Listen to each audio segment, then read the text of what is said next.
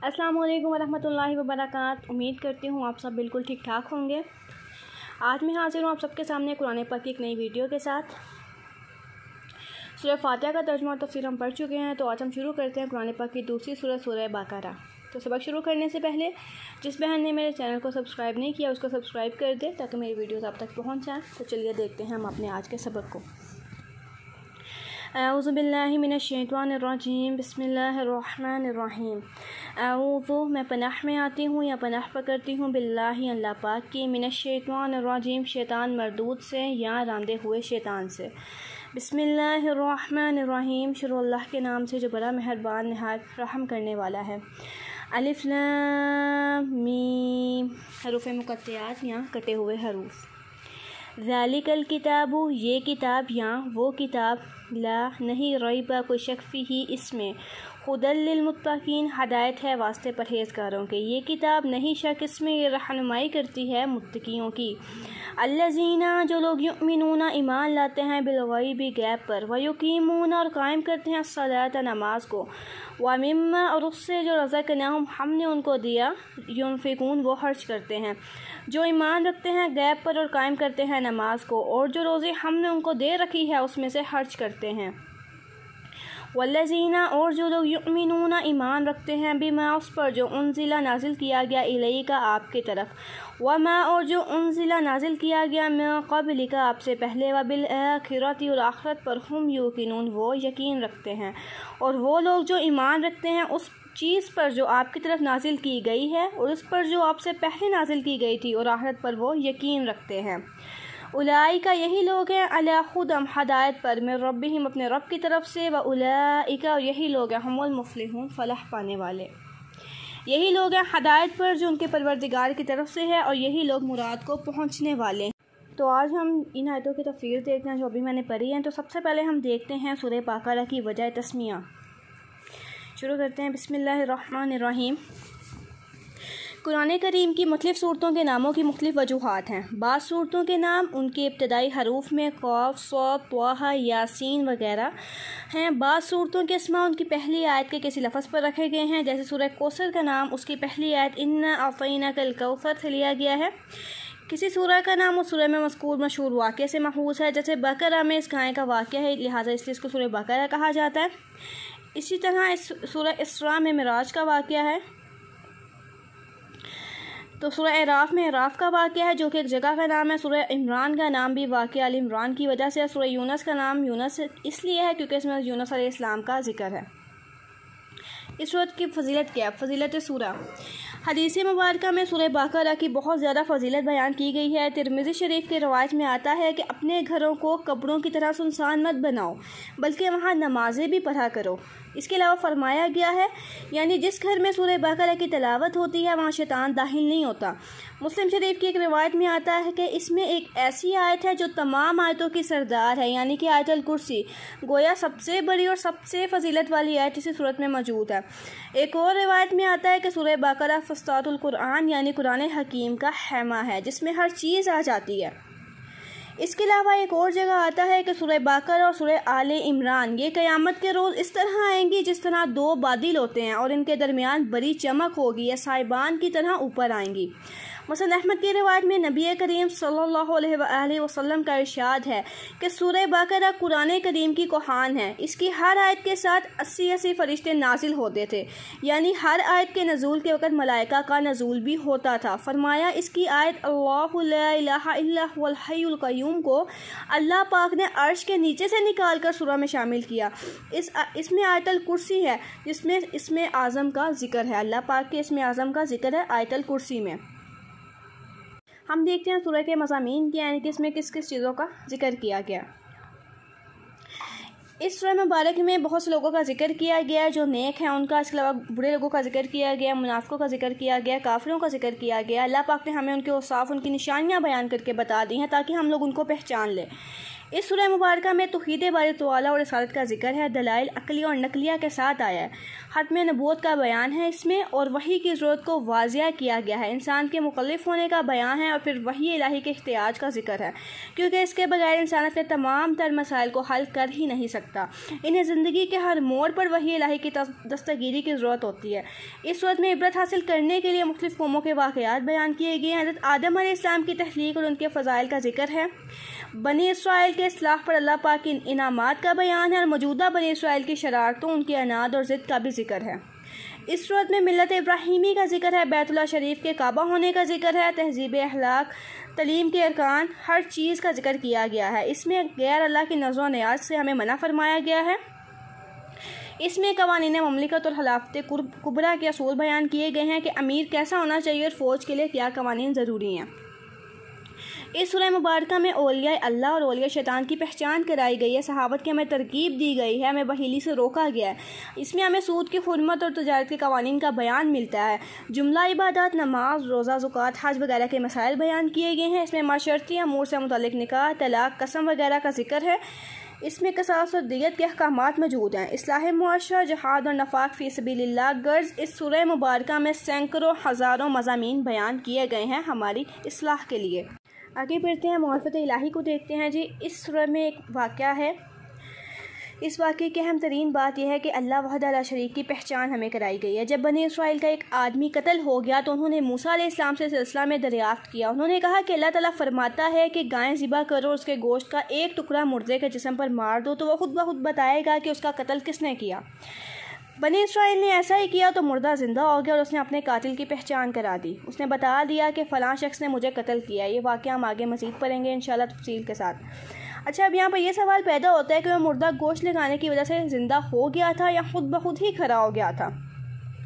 अगर खुद ज़िंदा हो गया तो दूसरे सैकड़ों हज़ारों मुर्दे खुद ब खुद क्यों नहीं ज़िंदा हो जाते। और अगर वह मुर्दे गाय का गोश्त लगाने की वजह से ज़िंदा हुआ था तो गायें तो यहाँ पे बेशुमार मिलती हैं। मुर्दों को ज़िंदा करने का ये आसान तरीका हम क्यों नहीं अपनाते। हर मुर्दे को ज़िंदा करने के लिए ऐसा किया जा सकता है, मगर ऐसा नहीं होता। मालूम हुआ कि बनी इसराइल का वो मुर्दा ना तो खुद ब खुद ज़िंदा हो गया था और ना ही महज गाय का गोश्त लगाने से, बल्कि वो तो अल्लाह ताला के हुक्म से ज़िंदा हुआ था जो सानी और कादिर मुतलिक है। लिहाजा अल्लाह रब्बुल इज़्ज़त की सबसे बड़ी पहचान यही है जिससे अल्लाह ताला की कुदरत का हमें अंदाज़ा होता है, हमें उसकी कुदरत समझ में आती है। और ये सूरह मुबारक की सबसे अहम बात है कि इसमें एक बंदे का जिक्र किया गया है जिसको मार दिया गया था और फिर अल्लाह पाक के हुक्म से लोगों ने गाय ज़िबा करके गाय का टुकड़ा उसको लगाया था, तो उसने बता दिया था कि मुझे फ़लाँ बंदे ने कत्ल किया। तो उससे हमें यह भी पता चलता है कि अल्लाह ताला दोबारा ज़िंदा करने पे कादिर है। हमें मौत आएगी और फिर हमें दोबारा ज़िंदा किया जाएगा हमारे हिसाब किताब के लिए, फिर हमारी हमेशा रहने वाली ज़िंदगी शुरू हो जाएगी जी। तो इस सूरत का सबसे पहला लफ्ज़ है अलिफ लाम मीम, हरूफ़ मुक़त्तियात। हरूफ़ मुक़त्तियात के बारे में भी ज़्यादा हमें पूछने का हुक्म नहीं है कि भाई ये क्या है, इसका मतलब क्या है। इसका मतलब सिर्फ़ अल्लाह पाक को पता है। शाह वलीउल्लाह मुहद्दिस हल्बी रहमतुल्लाह फरमाते हैं कि सहाबा कराम रज़ी अल्लाह ताला अन्हुम में से कोई भी ऐसा मालूम नहीं हुआ जिसने हरूफ़ मुक़त्तियात के बारे में ख़रीदा हो, उसे पूछा हो कि ये क्या है, इसका मतलब क्या है। किसी ने भी इसको ख़रीद के नहीं रखा कि इसका हमें मतलब पता होना चाहिए। जिस तरह नबी करीम सल्लल्लाहु अलैहि वसल्लम ने सहाबा कराम रज़ी अल्लाह ताला अन्हुम को बताया, उन्होंने इसको तस्लीम कर लिया। मगर बाज़ जो जहन होते हैं लोगों के, वह तहक़ीक़ पसंद होते हैं, वो मामले की तह तक पहुंचना चाहते हैं। उनके जहन में सवाल पैदा होता है कि जिन हरूफ के मायने ही हमें मालूम नहीं है उनके नाजिल करने का फ़ायदा क्या है। चनाचे सहाबा कराम रज़ी अल्लाह ताला अन्हु के दौर में भी कुछ अजमी जहन के लोग थे जो इनके मुतल्लिक़ सवाल करते थे। हज़रत अली रज़ी अल्लाह ताला अन्हु के दौरे खिलाफत में भी बाज़ लोगों ने अल्फाज के मायने पूछे। बाज़ ने हज़रत अब्दुल्ला बिन मसूद रज़ी अल्लाह ताला अन्हु से अलिफ लाम मीम का मतलब दरियाफ़्त किया, तो उन्होंने तकरीब जहन को कुरान करीम के करीब करने के लिए कुछ मानी बता डाले। इसके बाद दूसरे मुफस्सिरीन कराम ने भी अपने अपने ज़ौक़ के मुताबिक इन अल्फाज के मानी बयान फरमाए, मगर इनमें से कोई भी कती नहीं है, यानी कि कोई भी सही नहीं है। महज एहतमाल और ज़न गालिब से कुछ मानी बयान कर दिए गए हैं ताकि जहन कुरान पाक से मानूस हो जाए। वो सही तर्जुमा नहीं है, सही मतलब नहीं है, उसका मतलब अल्लाह पाक के अलावा और कोई जानता नहीं है। लिहाजा हमें इसके बारे में सवालात करने नहीं चाहिए। अल्लाह पाक ने हमें हुक्म दे दिया, हमने मान लिया, सिर्फ इतना काम होना चाहिए मुसलमानों का। अलिफ लाम मीम के बाद अब हम देखते हैं ज़ालिका की तफसीर। लफ्ज़ ज़ालिका की हिकमत। अरबी में ज़ालिका इशारे बाईद के लिए और हाज़ा इशारे करीब के लिए इस्तेमाल होता है। यहाँ पर गुफ्तगू इस कुरान करीम के बारे में हो रही है, लिहाजा यहाँ पर इसमें हाज़ा इस्तेमाल होनी चाहिए थी, यानी कि इशारा करीब की, यानी ये किताब, ना कि वो किताब। इसके मुतालिक मुफस्सिरीन कलाम फरमाते हैं कि यहाँ पर इशारा बाइद यानी कि दूर की बात करने का मकसद ये है ताकि इस किताब की अज़मत और शान का इजहार हो जाए। लिहाजा ज़ालिकल किताबों का मायने ये होगा कि ये वो किताब है जो अपने कमाल, हक़ाइक़ और दर्जे की बुलंदी की वजह से मुखातबीन के फ़हम से गायब और इंसानी अफ़कार से बहुत ज़्यादा बुलंद है। लिहाजा इसके लिए ज़ालिका का इशारा इस्तेमाल किया गया है। मुफस्सिरीन कराम एक दूसरी वजह ये बयान करते हैं कि पहली आसमानी किताबों में कुरान पाक के मुतालिक पेशन गोइयाँ मौजूद थी। चनाचे तौरात में अल्लाह पाक ने हज़रत मूसा अलैहिस्सलाम को फरमाया था कि मैं तेरे भाइयों में से तेरे जैसा एक नबी बर्पा करूँगा और उसके मुँह में अपना कलाम डालूँगा, और वो कलाम यही वही इलाही कुरान पाक है। तो यहाँ पर ज़ालिकल किताबों का मायने ये वही किताब है जिसकी पेशन गोई पहली किताबों में की गई थी, या इसके मायने ये भी हो सकते हैं कि ये वो किताब है जिसे पहले लोहे महफूज से बैतुल इज़्ज़त में नकल किया गया और फिर वहाँ से 23 साल के अरसे में बतदरीज नबी करीम सल्लल्लाहु अलैहि वसल्लम पर वार्ड किया गया आसमानों से, जहाँ पर कुरान पाक अव्वलन बैक वक्त मुंतकिल किया गया। बैतुल इज़्ज़त जो है आसमानों में से एक मुकाम है जहाँ पर कुरान पाक एक ही वक़्त में नाजिल किया गया था। आगे है जी ला रईबा। लफ्ज़ ला रईबा का मफ़हूम, ला रईबा का मतलब ये है कि इसमें कोई शक नहीं है, यानी कि कुरान मजीद में कोई भी शक नहीं है, मगर इससे मुराद हमें ये नहीं लेनी चाहिए कि कोई दूसरा बंदा इसमें शक नहीं करता। बिलाशुबा कफ़ारे जो काफिर हैं, जो मुशरिक हैं, वो कुरान पाक की सदाकत पर शक करते हैं। इसलिए तो तीसरे रुकू में इन लोगों को चैलेंज किया गया है कि व इन कुंतुम फी रैबिम मिम्मा नज़्ज़लना अला अब्दिना, यानी अगर तुम्हें इस चीज़ में कोई शक है जो हमने अपने बंदे पर उतारी है, फ़अतू बिसूरतिम मिन मिस्ली, तो इस जैसी एक सूरत ही बना कर लाओ, तुम्हारी काबिलियत का पता चल जाएगा। मतलब ये कि मुशरिकीन मक्का लाजिमन इस कलाम में शक करते थे। तो यहाँ पर ला रईबा का मानी आया है कि वाक़या और नफ्सुल अमर में इस कलाम में कोई शक नहीं, यानी कि हम इसमें कोई शक नहीं कर सकते वाक़यात की बिना पर। अगर कोई शक करता है तो ये उसकी अपनी गलतियाँ या उसके दिमाग की खराबी है। वो शख्स तअस्सुब और अनाद की वजह से शक करता है, वरना इस किताब में किसी किस्म का शक नहीं है, क्योंकि इसमें किसी भी किस्म की हामी नहीं है। एक मुसलमान इसमें शक नहीं कर सकता। अगर दूसरे बंदे करते हैं तो उनके दिमाग की खराबी है, उनकी तंग नज़री है, उनकी जहालत है, और कोई वजह नहीं है। आगे इस आयत में मुत्तकीन का जिक्र है, उनके दिलों में तकवा होता है। तो हम तकवा के बारे में जानते हैं कि तकवा क्या है। नबी करीम सल्लल्लाहु अलैहि वसल्लम के ज़माने मुबारक में हज़रत अबी इब्न क़ाब रज़ी अल्लाह तआला अन्हु बड़े कारी थे। हज़रत उमर फ़ारूक रज़ी अल्लाह तआला अन्हु ने उनसे पूछा कि हज़रत तकवा का क्या मायने है। तो उन्होंने जवाब दिया, क्या आप कभी ऐसे रास्ते पर चलने का इत्तफ़ाक़ आपको हुआ है जिसमें हर तरफ कांटेदार झाड़ियाँ हों। तो उन्होंने जवाब दिया, हाँ, बहुत दफ़ा ऐसे रास्ते पर चलने का इत्तफ़ाक़ हुआ है। तो हज़रत अबी बिन क़ाब रज़ी अल्लाह तआला अन्हु ने कहा, फिर आपने वहाँ क्या किया। हज़रत उमर रज़ी अल्लाह तआला अन्हु ने कहा कि मैंने अपने दामन को समेट लिया और पूरी कोशिश की कि कांटे मेरे जिस्म या कपड़ों को ना चुभे, और मैं सलामती से ऐसे रास्ते से निकल गया। हज़रत अबी इब्न क़ाब ने फरमाया कि इसी को कहते हैं तकवा, कि तकवा यही है कि दुनिया में फैले हुए कुफ्र, शिर्क, गुमराही, बिद्दत और दीगर खराबियों से इंसान बचकर निकल जाए। इन चीज़ों से बचना, अपने दामन को बचाना ही तकवा है। तकवा के 3 दर्जात बयान किए जाते हैं। उलमाए कराम फरमाते हैं कि तकवा के 3 दर्जे हैं। पहला ये कि इंसान शिर्क की तमाम इक़साम से पाक हो, अगर ऐसा होगा तो इस अज़ाब से बच जाएगा। दूसरा दर्जा तकवे का क्या है कि इंसान कबीरा गुनाहों से बचता रहे और छोटे गुनाहों पर इसरार ना करे। और तीसरा दर्जा तकवे का यह है कि इंसान मशकूक बातों से बचता रहे। जो शख्स तकवा के तीनों दर्जात पर पूरा उतरेगा वही कामिल दर्जे का मुत्तकी हो। कि मुत्तकी लोग कौन होते हैं। हदीस शरीफ में आता है कि क़यामत के दिन यानी कि हसरत के दिन आवाज़ दी जाएगी कि मुत्तकी लोग कहाँ हैं। मुत्तकी लोग उठेंगे और अल्लाह पाक के तजल्ली के साए में चलते हुए आएंगे और फिर हर वक्त उसी साए में रहेंगे। वो किसी वक्त भी उनसे जुदा नहीं होगा। किसी ने हज़रत मुआज़ बिन जबल रज़ी अल्लाह तआला अन्हु से दरियाफ्त किया कि हज़रत मुत्तकी कौन है। तो आपने फरमाया कि मुत्तकी वो लोग हैं जिन्होंने अपने आप को हर किस्म के शिर्क से महफूज रखा, अल्लाह ताला की खालिस इबादत की। मुत्तकियों की अलामत यह है कि अगर उन्हें मुसीबत आ जाए तो वह सब्र करते हैं, खुदा के फ़ैसले पर राज़ी हो जाते हैं। अगर राहत आए तो खुदा की नेमत का शुक्र अदा करते हैं। कुरान पाक के अहकाम के सामने हम ये मती फरमा बरदार रहें, यही लोग मुत्तकी, यानी कि कुरान पाक पर अमल करने वाले, अल्लाह पाक की सारी बातें मानने वाले, नबी करीम की सुन्नत पर अमल करने वाले लोग मुत्तकी हैं।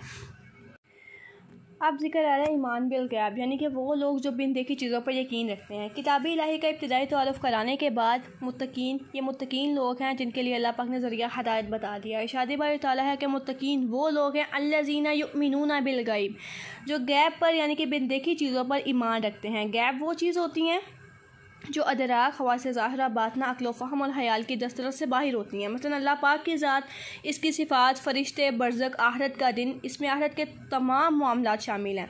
ये सब गैब है। इसकी तशरीह सूरह बकरा की आखिरी आयत में है कि इन तमाम चीज़ों पर ईमान होना चाहिए। अलबत्ता गैब अल्लाह ताला के साथ खास है, यानी कि गैब का इल्म अल्लाह पाक के सिवा और कोई नहीं जानता। जो लोग नबी करीम सल्लल्लाहु अलैहि वसल्लम के मुतालिक फरमाते हैं कि नबी करीम गैब का इल्म जानते थे, वो गलत बात करते हैं। नबी करीम सिर्फ वो इल्म जानते थे जो अल्लाह पाक उन पर वही करते थे। नबी करीम इसके अलावा और नहीं जानते थे। गैब का इल्म सिर्फ अल्लाह पाक के पास है, इसके अलावा और किसी के पास नहीं है। इसलिए इस तरह की बातें नहीं करनी चाहिए जो नाउज़ बिल्लाह शिर्क के ज़ुमरे में आती हैं।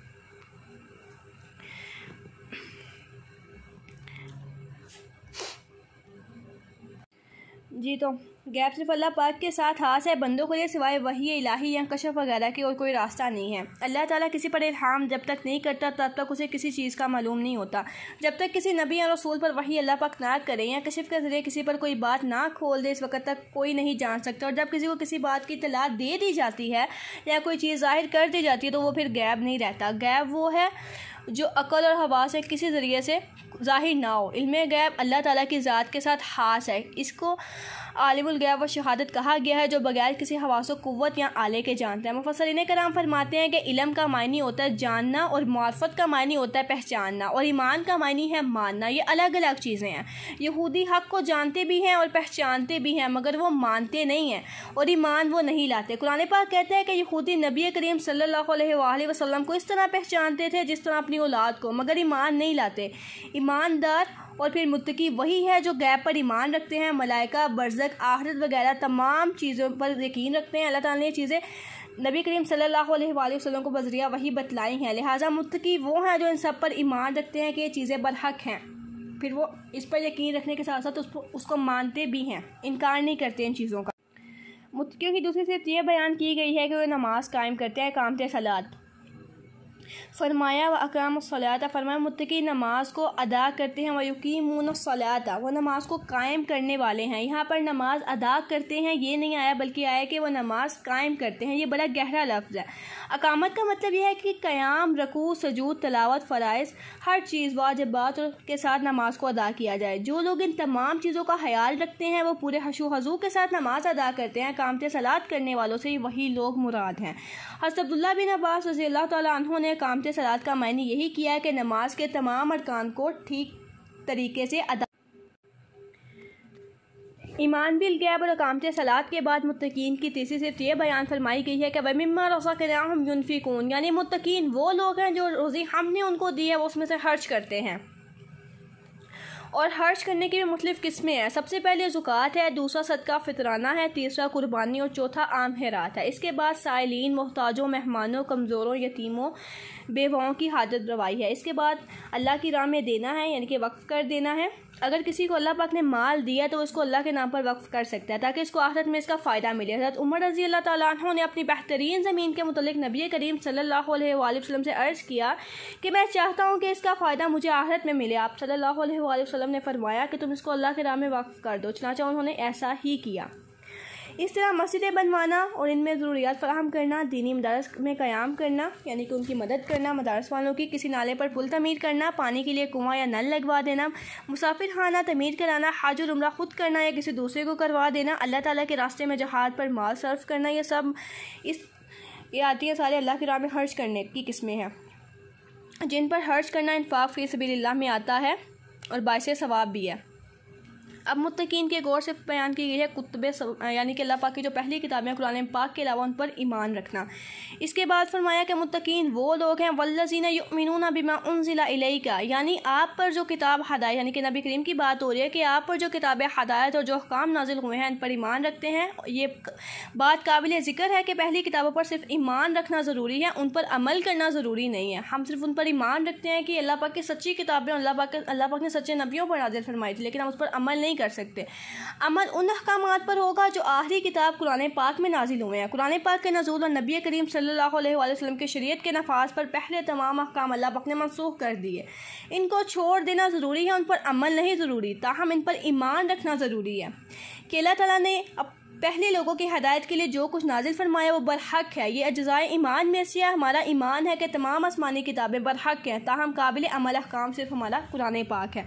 हम बाकी किताबों पर यकीन रखते हैं लेकिन उन पर अमल नहीं करते। अब मुत्तकीन की आखिरी सिर्फ ये बयान फरमाई गई है कि वो बिल आखिरत हुम यूकिनून, वो आखिरत के दिन पर यकीन रखते हैं। आखिरत के दिन से मुराद क़यामत का दिन है या दुनिया का आखिरी दिन है, इसलिए इसे आखिरत कहा जाता है। इसे दारुल आखिरत या आखिरत का घर भी कहते हैं। गोया ये भी ईमान के अज्ज़ा में से हैं। इस तरह फ़रिश्ते, आसमानी किताबें, अल्लाह ताला की ज़ात और उसकी सिफ़ात और तौहीद, ये सब ईमान के अज्ज़ा हैं। तकदीर भी ईमान ही का हिस्सा है कि कायनात में जो कुछ हो रहा है या आंदा होगा अल्लाह ताला के इल्म इरादे के मुताबिक होगा। इस पर भी हमारा ईमान रखना बहुत ज़्यादा ज़रूरी है। जो हमारी आज की एंड वाली आयत है उसमें हिदायत याफ्ता लोगों का जिक्र है। फरमाया जो लोग मज़कूरा सिफ़ात के हामिलीन होंगे, यानी कि जो भी मैंने आप लोग को बताई हैं, जो फरिश्तों पर यकीन रखते होंगे, आसमानी किताबों पर यकीन रखते होंगे, अल्लाह ताला की ज़ात पर यकीन रखते होंगे, मुत्तकी होंगे, परहेज़गार होंगे, उनका जिक्र किया जा रहा है कि जो लोग मज़कूरा सिफ़ात के हामिलीन होंगे, उलाइका ला हुदम मिन रब्बिहिम, वही लोग अपने रब की तरफ से हदायत पर हैं। व उलाइका हुमुल मुफ़्लिहून, और वही लोग फ़लाह पाने वाले हैं, वही लोग जन्नत को पाने वाले हैं। फ़लाह की मायने मुराद को पहुँचने वाले हैं। तो मतलब ये होगा कुरान करीम के जिस प्रोग्राम को लोग नमाज में इहदिनस सिरातल मुस्तकीम कहकर मांगते हैं, वो सारा प्रोग्राम यहाँ तक अल्लाह पाक ने हमें बता दिया कि जो लोग इस प्रोग्राम को तस्लीम करके इस पर अमल करेंगे वो फ़लाह को पा जाएंगे, और जो कौम इससे रूगर्दानी करेगी वो फ़लाह हासिल नहीं कर सकेगी, अगरचे वो दुनियावी लिहाज से जिस कदर भी अच्छी हो। प्रोग्राम को वाज़ेह कर दिया गया है, यानी ईमान, तकवा, इन्फाक फ़ी सबीलिल्लाह, फिर इसके बाद साबिक़ा किताबों और आखिरत पर ईमान, और फिर इन असूलों पर इस्तकामत ही फ़लाह का दारोमदार है। इसी की वजह से दायमी अज़ाब से निजात हासिल होगी और आखिरत में आला दर्जात हमें नसीब होंगे इंशाअल्लाह ताला। जी, तो इसी के साथ हमारे आज के सबक का अख्तिताम होता है। उम्मीद करती हूँ आपको कुछ ना कुछ ज़रूर सीखने को मिलेगा। कोई गलती होगी हो तो माज़रत। तो इंशाअल्लाह जल्दी मिलेंगे नई वीडियो के साथ। दुआ में याद रखिएगा। अस्सलामु अलैकुम वरहमतुल्लाहि वबरकातुहू।